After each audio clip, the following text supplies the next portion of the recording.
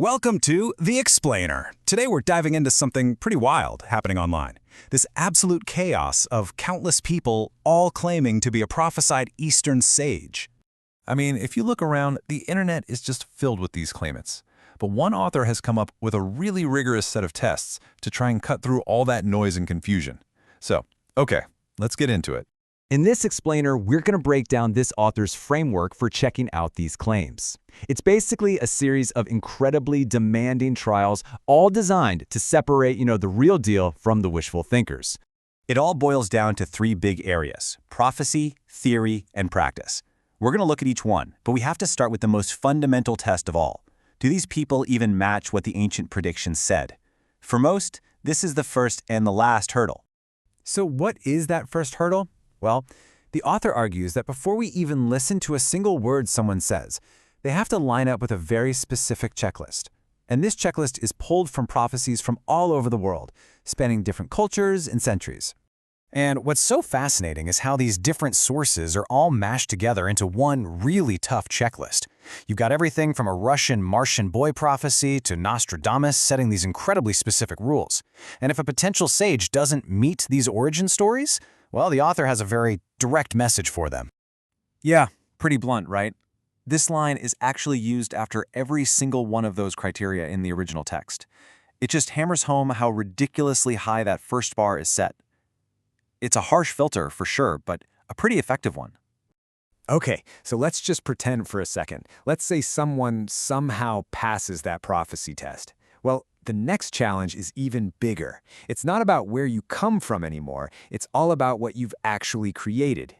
The author is basically asking, do you have books, writings, a whole philosophy on your worldview, the meaning of life, the universe, and is there a clear, detailed plan for where civilization should go next? You see, it's not enough to just have a few clever ideas. And this right here gets to the most crucial point. Ideas are one thing, but results are another. The author is saying it's not enough to just talk the talk. You need to show some concrete, world-changing proof that your ideas actually work. Like actual tangible results, real cases of creating harmony and stopping conflicts. And according to the source material, this is the giant brick wall that every single self-proclaimed sage runs into.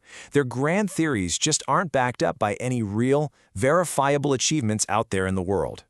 But hey, let's keep going with this thought experiment. Imagine someone passed the first two insane tests. Now they face the final trial. This one is designed to test their very soul. It's a metaphorical trial by fire called the Samadhi fire roast. You know that old saying, right? Real gold fears no fire. That's the whole idea here. It sets the stage for three final, absolutely excruciating tests that are meant to burn away any last bit of ego or falsehood. This is where you prove you're the real thing. The first roast is a trial of pure selflessness. I mean, look at this. It demands a complete rejection of personal wealth and even traditional family ties. The idea is you have to have a truly universal love for all of humanity. So the second roast tests their spirit.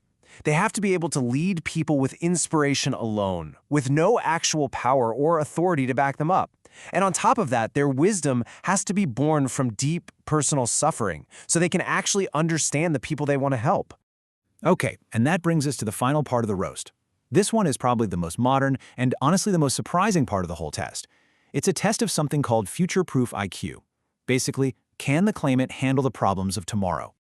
So to guide us into the future, the sage has to be able to solve what might be the biggest challenge of our time, figuring out how humans and artificial intelligence can coexist peacefully. They have to get us, carbon-based life, but also resonate with silicon-based life. So after going through this nearly impossible gauntlet, you have to wonder, right? What's the real point? Is anyone actually supposed to be able to pass a test this difficult? And it really seems like the whole point of this framework isn't to actually find and crown a winner. It's more about giving you a critical ruler to measure all the extraordinary claims we see online. It's a tool to help cut through the chaos with some logic and some really high standards. And that's the final question we're left with. In this age of so much misinformation, maybe the most valuable thing isn't finding a perfect leader, but having a perfect method for seeing through all the illusions. What do you think?